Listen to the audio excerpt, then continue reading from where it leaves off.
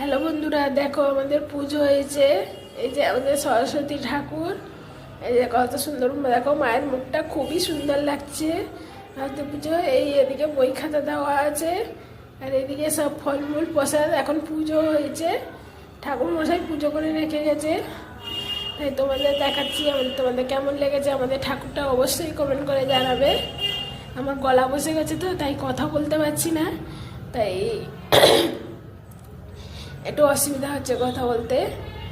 সবাই দেখো আমাদের ঠাকুরগুলো কেমন হয়েছে, ঠাকুরটা কেমন হয়েছে সবাই কমেন্ট করে জানাবে। এ দেখো আমাদের সরস্বতী পুজোর রান্না হয়েছে, দেখো কি কি। এখানে আছে ফ্রাইড রাইস, এখানে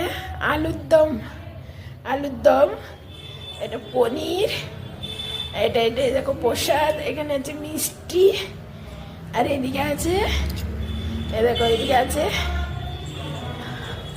এই দেখো খিচুড়িটা কোথায়, এদিকে আছে, দেখো এদিকে আছে খিচুড়ি।